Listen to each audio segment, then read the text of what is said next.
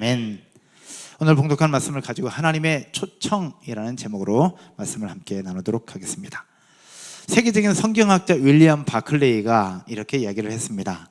이스라엘 백성들에게 있어서 핑계할 수 없는 세 가지 무지가 있다. 첫 번째는 지적 태만으로 인한 무지, 두 번째는 의식적 회피로 인한 무지, 세 번째는 본질적 허위로 인한 무지, 이렇게 세 가지의 무지를 얘기를 하고 있습니다. 알지 못한다는 얘기죠. 왜 그렇게 얘기하느냐? 윌리엄 바클레이는 이렇게 표현하고 있습니다. 이스라엘 백성들은 하나님의 계획과 목적을 충분히 알 수 있었다. 그러나 하나님의 백성, 택한 백성이라고 하는 선민의식에 빠져서 하나님을 알고자 힘쓰지 않았다. 그리고 알고 있음에도 불구하고 하나님에 대한 말씀을 제한적으로 수용하고 말았다라고요. 결국 그들이 알지 못했던 무지로 말미암아 그들은 결국 책임을 질 수밖에 없었고, 그렇게 이스라엘 민족은 분열되면서 바벨론의 아수르의 나라를 빼앗기게 많은 그런 멸망 속으로 들어갈 수밖에 없었다라고 이야기를 하고 있습니다.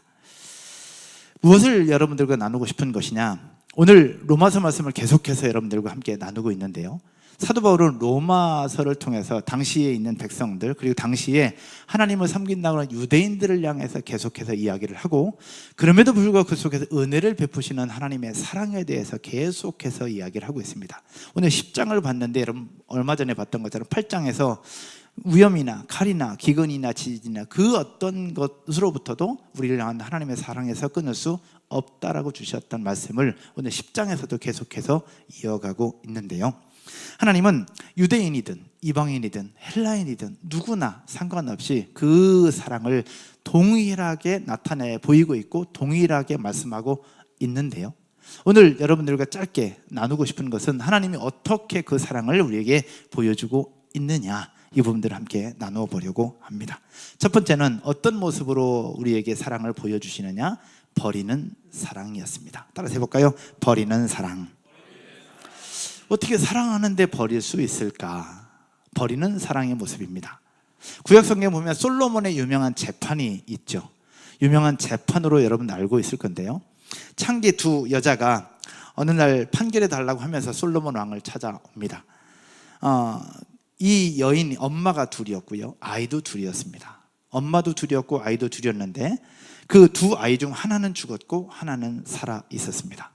두 엄마는 주장하기를 살아있는 아이가 자기의 아이고 죽어있는 아이는 다른 여자의 아이다라고 둘이 똑같이 주장을 하고 있는 겁니다.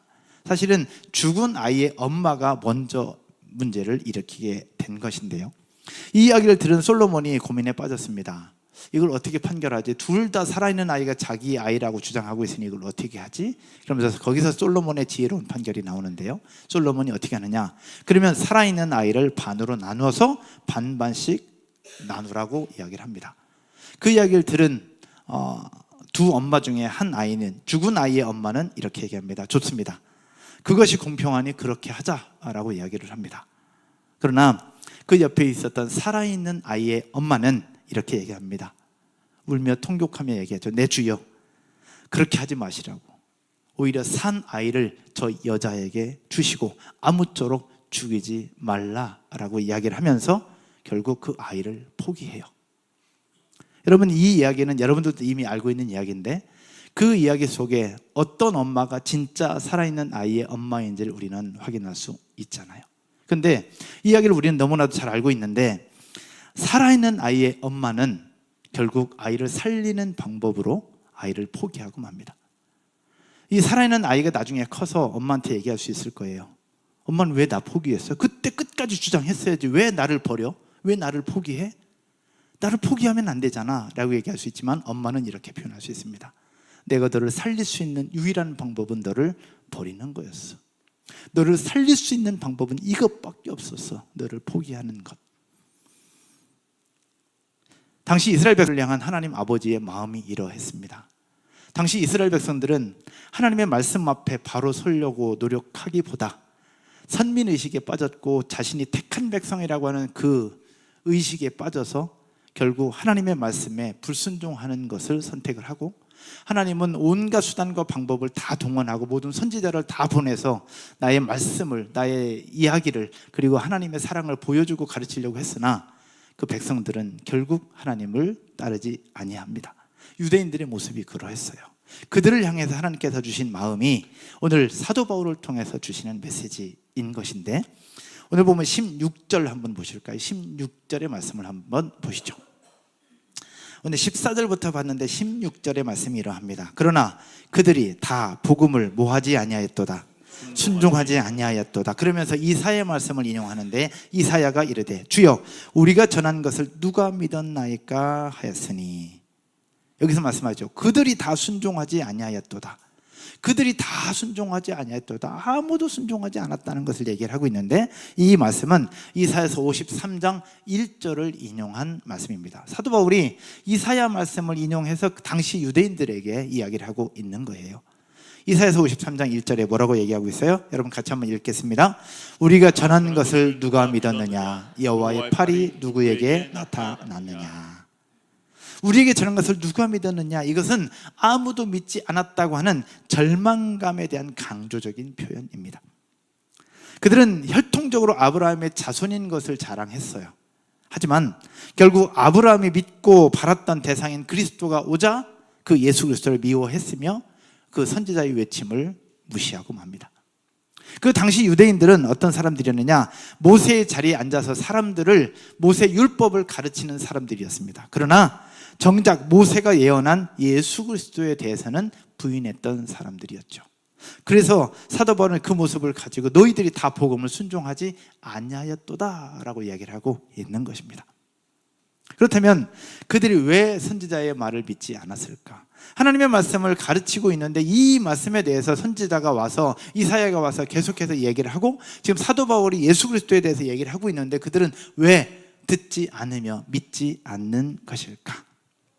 이사야서 53장의 말씀을 살펴보면 그가 찔림은 우리 허물 때문이요 그가 삼은 우리의 죄악 때문이라 쭉 얘기하면서 마지막에 무엇을 얘기하고 있느냐? 보라, 세상 죄를 지고 가는 하나님의 어린 양이로다 라고 얘기를 하면서 이사야 선지자는 메시아에 대해서 이야기를 하고 있었습니다.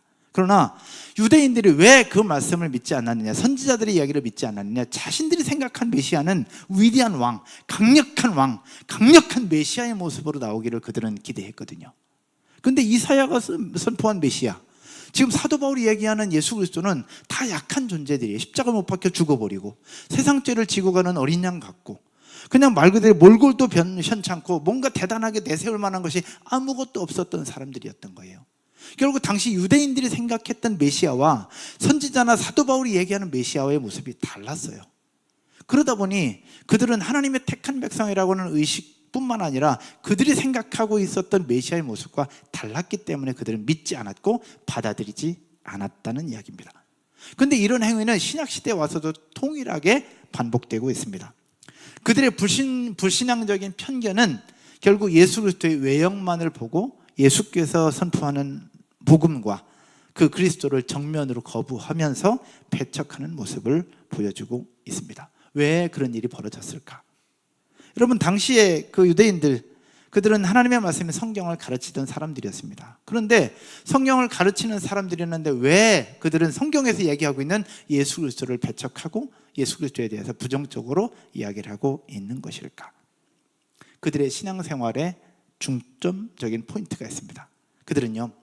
그들이 중시했던 것은 하나님의 계명이 아니었습니다. 하나님의 계명을 가지고 가르치고 이야기를 했지만 그들이 생각했던 것은 하나님의 계명이 아니라, 따라서 해볼까요? 자신들의 종교적인 전통이었다. 이것을 가르치지만 이 성경에서 얘기하고 있는 하나님이 아니라 성경을 얘기하고 있는 자신들의 전통이 더 중심이 되었던 것입니다. 결국 그러다 보니까 여기에서 반하고 있는 것은 다 무시하거나 배척하는 그들의 모습을 보여주고 있는 것이고, 오늘 사도 바울은 그 부분들을 지적하고 있는 거예요. 그러면서 이렇게 얘기를 해요. 17절에 같이 한번 읽어볼까요? 그러므로 믿음은 어디에서 나며 들음에서 나며 들음은 무엇으로 말미암느니라? 그리스도의 말씀으로 말미암느니라. 여러분, 믿음은 들음에서 나는 줄로 믿으시기를 주님의 이름으로 축복합니다. 아멘. 믿음은 들음에서 나야. 들을 때 믿음이 생겨납니다. 여러분, 이 듣는다는 것이 너무너무 중요한데, 이게 쉽지는 않아요. 근데 주중에 우리 전원석 집사님, 이제 본인의 고백이니까 나눠도 될 거고, 전원석 집사님께서 본인의 믿음 생활을 그동안 이제 아직도 멀었다고 얘기하지만 쭉쭉쭉 얘기하는데, 예전에는 동산교회에 있을 때는 자기는 그 농어촌 연구소에 있는 주차장에서 예배 끝날 때까지 기다렸다라고 얘기하더라고. 그곳에서 이제 와이프 애들 태워주고 그곳에 기다렸다. 그러다가 어느 순간 보니까 자기가 그 교회 지하 주차장에서 기다리고 있더라, 그 얘기를 하더라고. 그리고 어느 순간 보니까 교회 건물 로비에서 혼자 앉아서 핸드폰 하고 있더라, 그 얘기를 하더라고. 그리고 나서 어느 순간 보니까 예배당에 앉아서 자고 있더라. 근데 그랬던 분이 지금은 초등부 교사로 섬기고 있다는 얘기죠. 그러면서 자기의 모습이 내가 왜 여기까지 왔을까 자기도 모르겠다.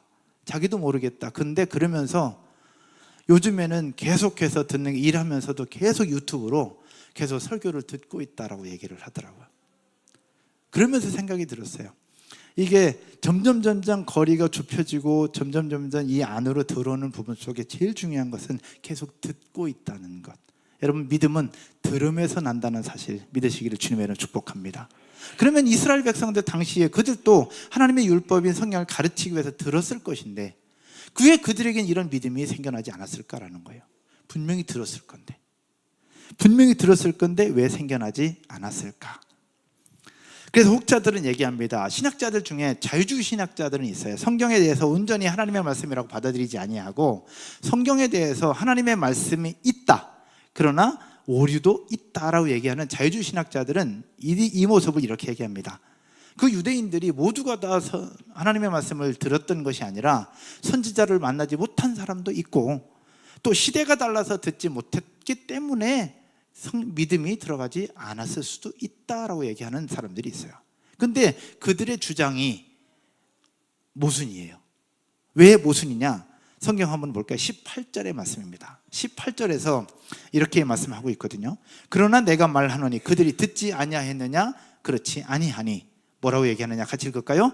그 소리가 온 땅에 퍼졌고 그 말씀이 땅끝까지 이르렀도다 하였느니라. 아멘. 그 소리가 온 땅에 퍼졌고 그 말씀이 땅끝까지 이르렀도다. 이게 무슨 얘기냐? 그들이 듣지 못한 것이 아니라 들었는데 그 들은 말씀을 가지고 자신의 삶에서 적용하지 않았다는 거예요. 이것을 어떻게 표현할 수 있느냐? 그 소리가 온 땅에 퍼졌고, 소리라고 번역된 단어를 살펴보니 이런 표현이에요. 현악기 줄의 진동을 나타내는 단어입니다. 우리 베이스 기타와 어쿠스틱 기타를 쳤는데 이 현악기, 기타, 바이올린, 첼로, 이 줄을 켜면 줄이 튕겨지는 소리로 말미암아 진동이 나타나잖아요. 이 진동의 소리는 거기서만 있는 것이 아니라 점점 퍼져나가고 점점 커져가요. 그 여기저기 다 소리가 새어나갑니다. 결국 그것을 얘기하는 거예요. 그 소리가 온 땅에 퍼졌고 그 말씀이 땅끝까지 이르렀도다. 그러면 당시 유대인들, 하나님의 말씀을 가르치고 지킨다고 하는 유대인들은 그 복음을 듣지 못할 리가 없다라는 얘기죠. 그들은 분명히 들었음에도 불구하고 그 믿음이 성장하지 않았다. 그 이유는 바로 무엇이냐? 그들이 의도적으로 하나님의 말씀을 거부했기 때문인 것입니다. 의도적으로 거부하지 않는다면 그 믿음은 들음에서 나고, 들음으로 말미암아 그 믿음은 계속해서 세워져 간다는 사실 기억하시기를 주님의 이름으로 축원드립니다. 그들이 중시했던 것은 자신들의 종교였어요. 자신들의 전통이었고 자신들의 생각이었습니다. 그러다 보니까 하나님의 계획이나 하나님의 목적 따위는 상관이 없었습니다.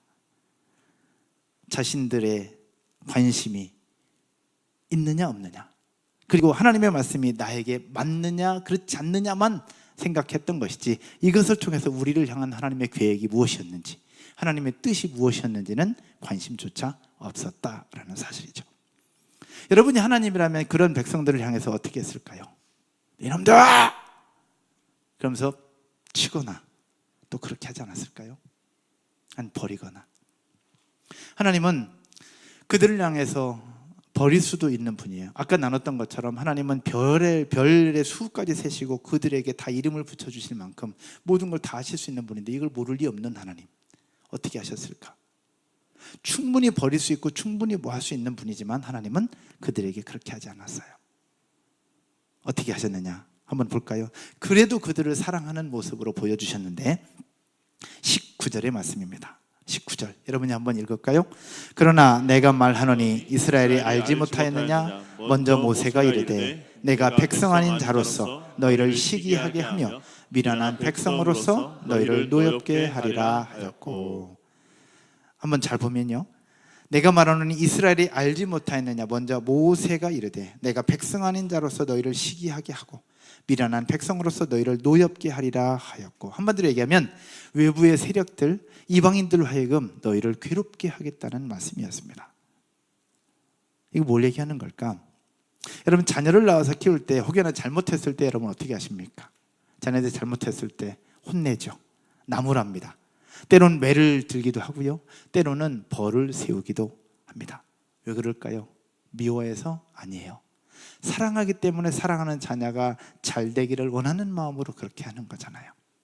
서두에 여러분들과 나눴던 것처럼 솔로몬의 재판 속에서 살아있는 아이의 엄마가 아이를 살릴 수 있는 최선의 방법, 마지막 방법은 아이를 포기하는 방법밖에 없었던 것처럼 오늘 하나님이 그들을 사랑한다는 그 증표는 바로 무엇이냐? 이렇게도 안 듣고 저렇게도 안 들으니 결국 외부의 세력들에게 자기의 백성들을 맡겨버린 거예요. 그 결과는 바로 무엇이냐? 아수르에 의한 북이스라엘의 멸망, 그리고 바벨론에 의해서 남유다가 멸망하게 되는, 그것을 그냥 하나님이 허락하시면서 백성들로 하여금 깨닫도록 내버려 두셨던 부분들, 그것은 하나님 아버지의 버리는 사랑이었습니다.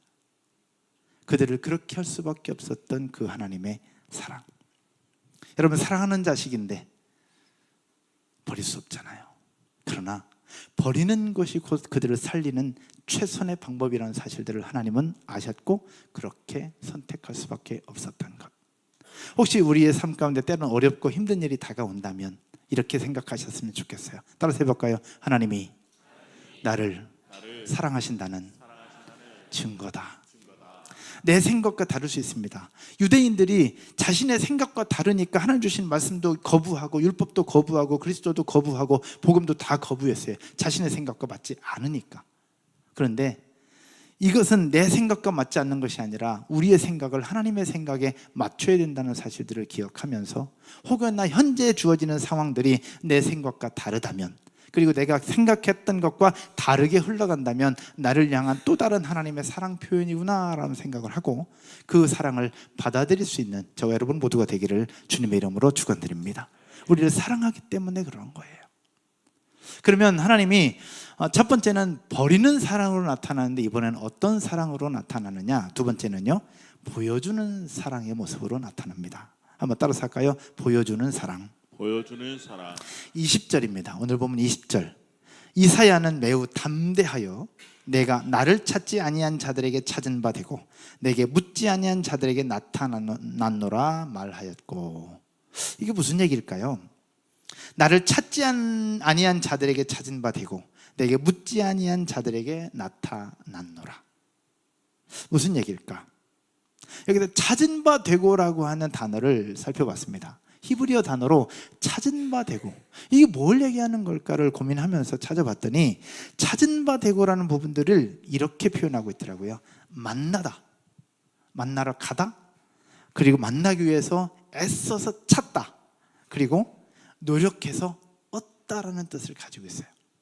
그러면 이 내용을 잘 살펴보면 나를 찾지 않은 자들에게 가서 애써서 찾는 거야. 그리고 내게 묻지 아니한 자들에게 가서 내가 일부러 그들에게 나타내 보이는 거야. 이해되겠습니까? 즉, 그래서 이것을 직역하면 내가 발견되었고 분명히 나타났다라고 표현할 수 있는데, 이것을 쉽게 설명을 하면서 어떻게 하면 쉬울까 생각을 해보니 이렇게 표현할 수 있었던 거예요. 당시 이방인들은 하나님을 알지 못했기 때문에 하나님을 찾지 않았습니다. 하나님을 찾지 아니하였으나 하나님은 그들을 사랑하셨기에 그들에게 본인이 직접 나타나셔서 그들에게 자신이 하나님이라는 것을 보여주셨어요. 그 당시 유대인들은 자신들의 전통에 빠져서 하나님을 찾지 않았어요. 그래서 하나님은 그들에게 자신이 하나님이라는 것을 계속해서 보여주시는데 그 증거가 바로 선지자들의 모습이었습니다. 그래서 하나님은 계속 선지자를 보내서 하나님이 어떤 분인가를 계속 그들에게 가르쳐 주셨고 보여주셨어요.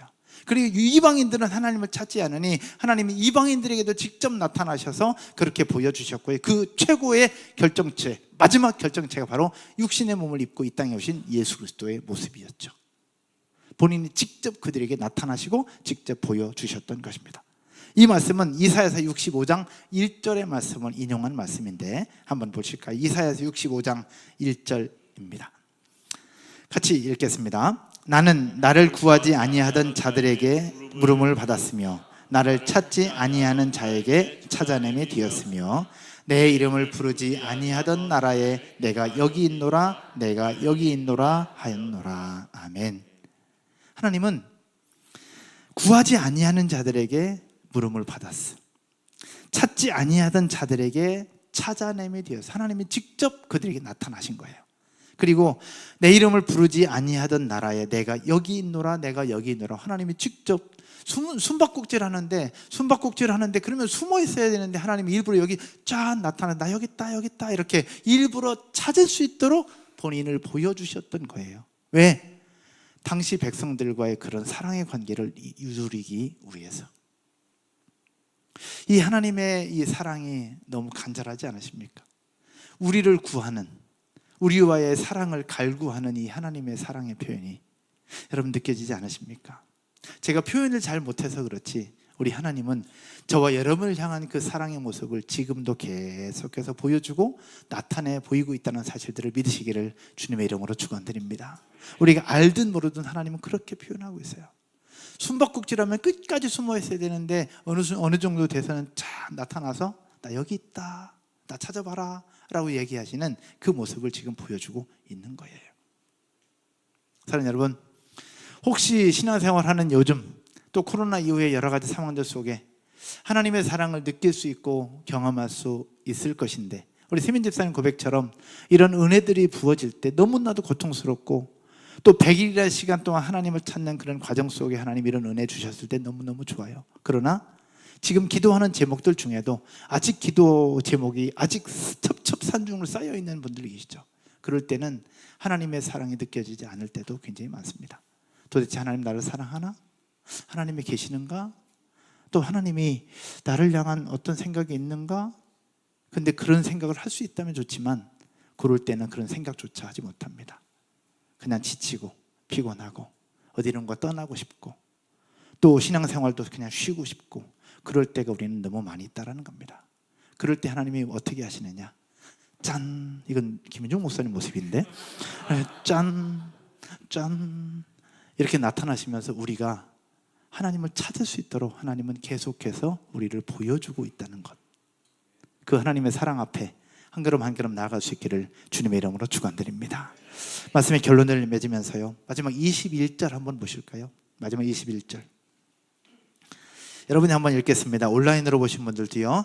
이스라엘에 대하여 이르되 순종하지 아니하고 거슬러 말하는 백성에게 내가 종일 내 손을 벌렸노라 했느니라. 아멘. 순종하지 아니하고 거슬러 말하는 백성에게 내가 종일 내 손을 벌렸노라. 여러분, 여러분의 말을 따르지 않는 사람들을 향해서 여러분 손을 내밀 수 있으십니까? 우리의 마음을 아프게 하는 사람들을 향해서 손을 내민다? 쉽지 않습니다. 우리를 고통스럽게 하는 사람들, 또 나를 외면하는 사람들, 나에 대해서 거슬려 말하는 사람들에게 손을 내민다? 결코 쉽지 않습니다. 근데 하나님은 내가 종일 내 손을 벌렸노라 라고 말씀하고 있어요. 그래서 이것도 성경 원어를 한번 찾아봤습니다. 손을 벌린다는 것이 무엇일까?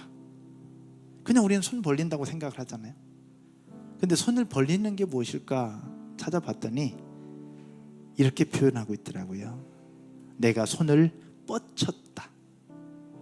최선을 다해서 뻗쳤다. 손에 닿지 않는 물건을 잡기 위해서 몸을 기울여 손을 뻗치는 그 모습을 표현하고 있었습니다. 마치 이런 거예요. 스피커가 있는데 손을 아무리 뻗쳐도 잡을 수 없어. 근데 이것을 잡기 위해서 손을 온 힘을 다해서 손을 뻗치는 거예요. 이 손 끝에 누가 있느냐? 저와 여러분이 있는 거죠. 당시 이스라엘 백성들의 모습, 하나님이 손을 그렇게 뻗쳐서 잡으려고 손을 뻗치고 그렇게 뻗치는데도 그들은 자신들의 전통에 빠지고 자신들이 그동안 살아왔던 방식에 빠져서 그 하나님의 손길에 눈길 하나 주지 않았던 거예요. 근데 하나님은 순종하지 아니하고 거슬러 말하는 백성에게 내가 종일 내 손을 벌렸노라. 하나님은 종일